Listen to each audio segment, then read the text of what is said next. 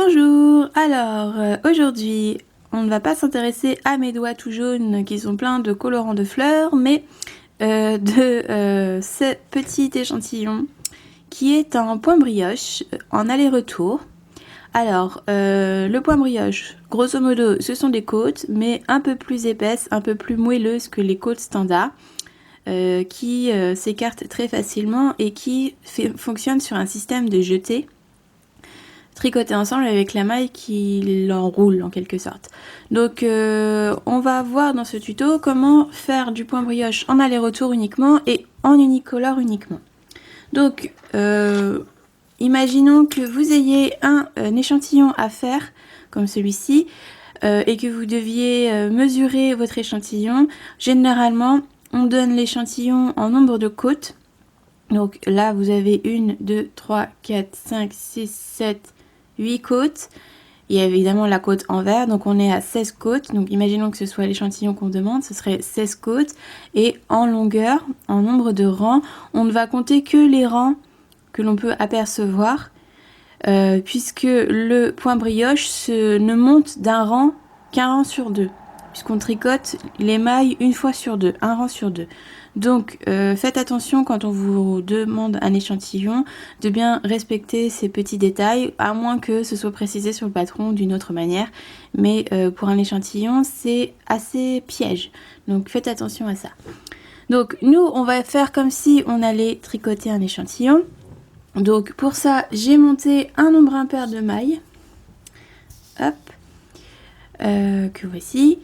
Alors, avant de commencer à tricoter le point brioche, il faut faire un rang de démarrage, un rang de mise en place.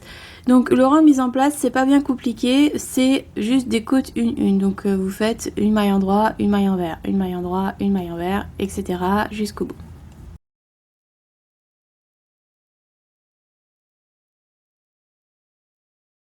Donc voici mon premier rang de côtes, donc c'est des côtes standards, hein, rien de sensationnel. Alors à vous de voir au niveau du montage si vous préférez faire un montage élastique ou non. Ça dépend de vous, mais vous voyez que bon là il n'y a pas nécessairement besoin de ça, sachant que le point brioche se détend quand même un peu et qu'il est plus vaporeux que des côtes standards, donc ce n'est pas forcément nécessaire. À vous de voir, d'essayer, de regarder par rapport à votre façon de tricoter. Donc premier rang fait, on tourne. Alors maintenant il va falloir prendre en considération certaines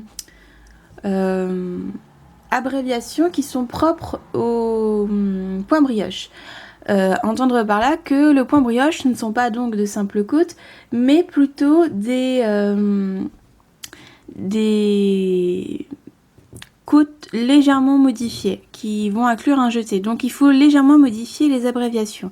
Donc en français, je vais vous marquer juste au-dessus de mes mains les abréviations que moi je vais utiliser dans ce tuto et qui seront utilisées dans mes patrons.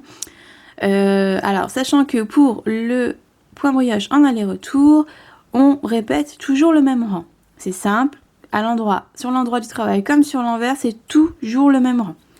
Donc, la première maille, bah c'est simple, on va la glisser comme pour la tricoter à l'endroit et on va faire un jeté. Oups, sans perdre les aiguilles, on va faire un jeté. Et on va glisser les deux ensemble. Donc ça c'est un rang de démarrage, mais c'est aussi le rang spécial du point brioche. Donc je glisse et je fais un jeté en même temps. Je tricote la maille qui suit. Je repasse le fil devant. Je vais pour glisser la maille et je fais un jeté. Et je glisse les deux ensemble. Une maille en droit. Je passe le fil devant. Je glisse, je fais un jeté, etc. Et je fais ça jusqu'au bout. Alors pour faciliter le mouvement, on peut faire en sorte, selon votre façon de tricoter, que lorsque vous passez le fil devant, vous preniez les deux sans avoir besoin de faire le mouvement du jeté. Vous prenez les deux fils en même temps. Bon, moi ça ne correspond pas du tout à ma façon de tricoter, donc ça ne me sert à rien. Mais imaginons que vous teniez votre fil comme ça peut être intéressant. Donc je fais ça jusqu'au bout, une en droit, une glissée, un jeté, une endroit, une glissée, un jeté. Et je tourne. Hop. Et donc là, j'arrive à mon rang endroit. Alors, on a des jetés qui sont au-dessus des mailles endroits de ce rang, parce qu'elles étaient au-dessus des mailles envers du rang précédent. Comme ce sont des côtes, les rangs s'inversent. Et mon fil s'en mêle. Alors faites bien attention, si jamais vous terminez votre point brioche par un jeté comme là, de bien laisser le jeté présent, de ne pas le perdre en cours de route. Donc, qu'est-ce que je vais faire là? Je vais faire maintenant le vrai rang de brioche. Tout à l'heure, c'était presque un rang de brioche, maintenant c'est un vrai rang de brioche. Le rang de brioche, on utilise donc l'abréviation endroit brioche, endroit BR, qui veut dire tricoter une maille endroit selon le système du point brioche. Donc, tricoter une maille endroit selon le système du point brioche, c'est tout simplement tricoter la maille avec le jeté à l'endroit, ensemble, comme si vous faisiez deux mailles ensemble. Et ensuite, on fait glisser une maille, un jeté. Donc, comme tout à l'heure, je glisse comme pour tricoter à l'endroit, je fais un jeté. Je tricote le jeté et la maille endroit ensemble. En fait, ils ne font qu'une seule et même maille. Tout le temps, tout le temps, tout le temps. Le jeté ira toujours avec la maille endroit. Jamais avec la maille envers, quand vous les tricotez ensemble. Donc, gardez bien ça à l'esprit quand vous faites du point brioche en aller-retour. Le jeté va toujours avec la maille endroit. Et on continue, on glisse, on jette, on tricote ensemble.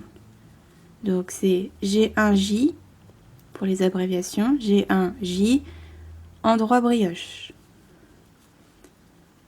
G1J, endroit brioche, endroit BR, etc. G1J, et là, la dernière maille endroit avec son jeté. Hop, et on tourne.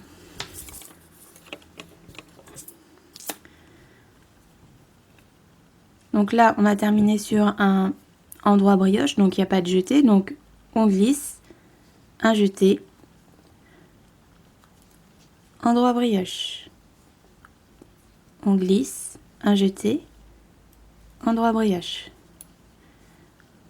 On glisse, un jeté, endroit brioche. Alors le piège avec le point brioche, c'est que on a généralement le point de la maille endroit et la maille envers très inscrits dans nos mouvements.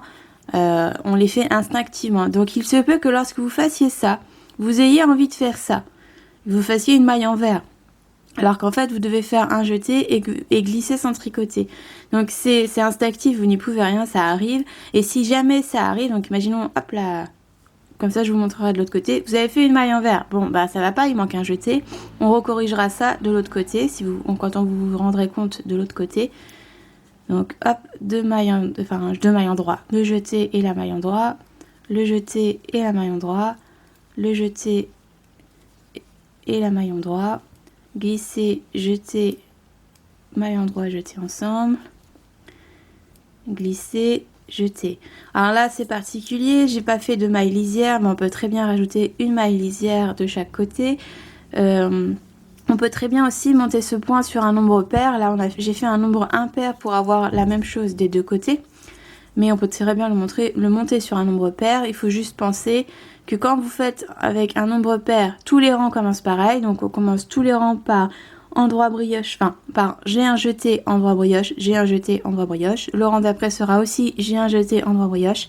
Alors que quand vous faites un nombre impair, le premier rang c'est j'ai un jeté, endroit brioche. Et le rang envers, c'est endroit brioche, j'ai un jeté. Il y a juste l'inversion, mais de toute façon, le point brioche est extrêmement simple à reconnaître pour ne pas se perdre. Enfin, c'est assez difficile de se perdre dans son point brioche. Donc là, vous pouvez voir, hop, glisser une maille endroit à son jeté, glisser, jeter, et là, il y a la maille qui n'a pas son jeté parce que au rang précédent, je l'ai tricoté à l'envers au lieu de faire la maille et son jeté. Donc pour corriger ça, c'est tout bête. Vous piquez dans la maille en dessous, vous faites glisser et vous remettez. Et on retrouve bien la maille endroit et son jeté et on n'a plus qu'à les tricoter ensemble. Voilà. Pas besoin de défaire le point brioche, pas besoin de paniquer. c'est très simple de reprendre une maille qu'on aura tricotée à l'envers et vous vous en rendrez forcément compte qu'il manque un jeté ou que vous l'avez tricoté à l'envers puisque la maille endroit n'aura pas son jeté alors que la maille endroit a toujours un jeté. Donc bah voilà comment fonctionne le point brioche. Alors j'espère que c'est assez compréhensible ce que j'ai dit parce que c'est vrai que je donne beaucoup d'informations. Mais c'est très simple d'obtenir du point brioche. C'est toujours la même chose qui se répète, surtout quand on est en unicolore et quand on est en aller-retour. Il n'y a rien de plus simple. Donc le point brioche, en fait, ce que vous pouvez remarquer, c'est que les jetés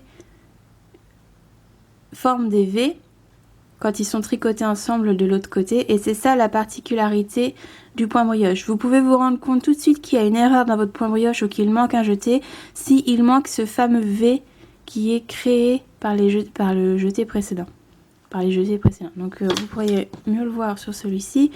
Vous voyez, ça forme des petits V comme ça. C'est la particularité du point brioche. Si vous n'avez pas ces V, c'est que vous n'avez pas fait correctement le point brioche ou que vous avez décalé vos mailles ou qu'il manque le jeté. Enfin, voilà. Mais c'est vraiment ce qui fait le point brioche. Donc comme vous pouvez voir que j'ai fait quand même quelques rangs, le point brioche n'est pas très avancé puisque à chaque fois on tricote une maille sur deux, donc le rang ne monte qu'une fois sur deux. Et c'est complètement différent du point brioche en rond.